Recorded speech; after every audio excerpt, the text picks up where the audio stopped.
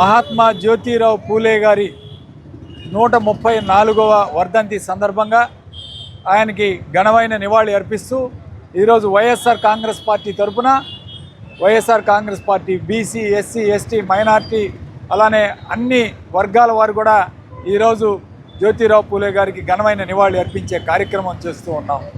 ఒకటే ఈరోజు మహాత్మా జ్యోతిరావు పూలే గారు సమాజ అభివృద్ధి కోసం ముఖ్యంగా ఆయన సతీమణి సావిత్రిబాయి పూలే గారు ఆడపిల్లల్ని చదివించుకోవాలి, ఆడపిల్లల్ని ఆ రోజుల్లో బడికి కూడా పంపించలేని పరిస్థితిలో ఉంటే ఒక గొప్ప ఉద్యమాన్ని తీసుకొచ్చి దేశవ్యాప్తంగా కూడా మహిళలు చదువుకోవాలని చెప్పి ఒక సందేశాన్ని తీసుకొచ్చి ఆమె మొట్టమొదటి మహిళా ఉపాధ్యాయులుగా ఈ దేశంలో స్థానం సంపాదించుకొని అనేక మహిళలకి మార్గదర్శిగా నిలిచిన వ్యక్తి సావిత్రిబాయి పూలే గారు.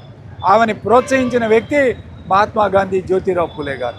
అట్లానే ఈరోజు బీసీలందరూ కూడా మరి దాదాపు 130 కులాలు ఉపకులాలు ఉంటే వీళ్ళందరూ కూడా కలిసి ఒక ఆరాధ్య దైవకంగా జ్యోతిరావు పూలే గారిని మరి ఈరోజు కొలుచుకునే కార్యక్రమం చేస్తూ ఉన్నారు.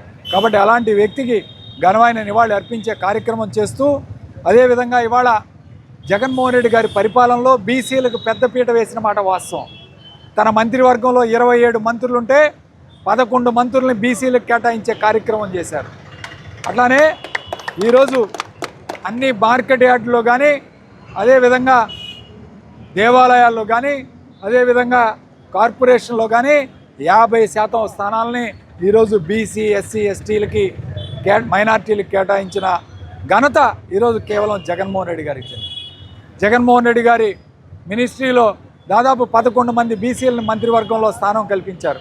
17 ఎమ్మెల్సీలకు గాను 11 ఎమ్మెల్సీలకు బీసీలకు కేటాయించే కార్యక్రమం చేశారు.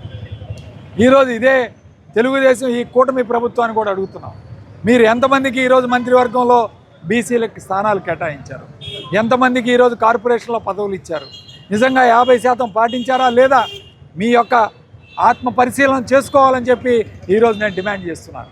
అంతేకాదు నర్సరావుపేట నియోజకవర్గంలో ఒక మైనార్టీ సోదరుడికి మార్కెట్ యార్డ్ చైర్మన్ ఇచ్చాం, ఒక బీసీ సోదరుడికి రొంపిచెర్ల మార్కెట్ యార్డ్ చైర్మన్ ఇచ్చాం. ఈరోజు మీరేనా అలాంటి అవకాశాలు కల్పిస్తున్నారా? మార్కెట్ యార్డ్ చైర్మన్ పదవుల్లో ఈరోజు మీరు 2 కూడా ఉన్నత కులాలకే కేటాయించారు. ఈరోజు మైనార్టీలకు కానీ బీసీలకు కానీ ఎస్సీలకు కానీ ఇంతవరకు కేటాయించలేదని చెప్పి ఈరోజు గుర్తు చేస్తూ ఉన్నాం. అట్లానే మరి మా హాయంలో బీసీ భవన్ కోసం సుమారు 18 సెంట్ల స్థలాన్ని నర్సరావుపేటలో కలెక్టర్ ఆఫీస్ ఎదురు ఈరోజు కేటాయించి బీసీ భవన్ నిర్మించాలని చెప్పి